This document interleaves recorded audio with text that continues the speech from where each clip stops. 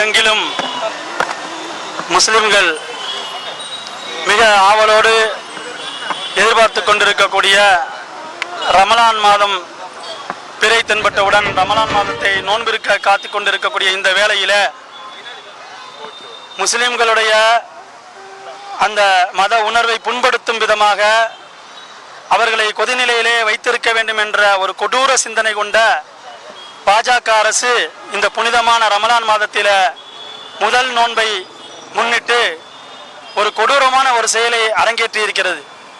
2019 எந்த சட்டத்தை அமல்படுத்தியதோ சிஏஏ என்று சொல்லக்கூடிய சிட்டிசன்ஷிப் அமெண்ட்மெண்ட் ஆக்ட் என்று சொல்லக்கூடிய குடியுரிமை திருத்த சட்டத்தை இந்த நாளில் அமல் செய்கிறோம் என்று அறிக்கை விட்டிருக்கிறது. அது கெசட்டில் பதியம் செய்ய போகிறோம் என்பதனை வெளியிட்டிருக்கிறது.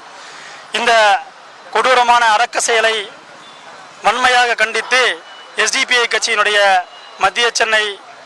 எஸ்டிபிஐ கட்சியினுடைய சென்னை மாவட்டம் ஒருங்கிணைந்து இந்த ஆர்ப்பாட்டத்தை இன்றைக்கு மண்ணடியில் இருக்கக்கூடிய இந்தியன் பேங்க் அருகில இந்த ஆர்ப்பாட்டம் வன்மையாக இதை கண்டித்து மத்திய அரசின் அராஜக போக்கை கண்டித்து திரும்ப பெற வேண்டும் இந்த சிஏஏ சட்டத்தை நோ சிஏஏ என்று இந்த ஆர்ப்பாட்டத்தை நடத்தி கொண்டிருக்கிறது. அதனுடைய ஒரு கட்டமாகத்தான் இன்றைக்கு இங்கே பெருந்திரளாக மக்கள் எஸ்டிபிஐ கட்சியினுடைய தொண்டர்கள் தலைவர்கள் கூடியிருக்கிறார்கள்.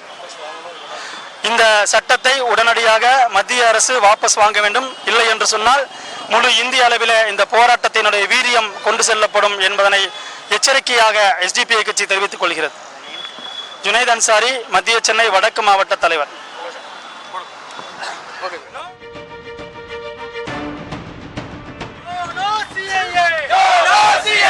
கண்டிக்கின்ற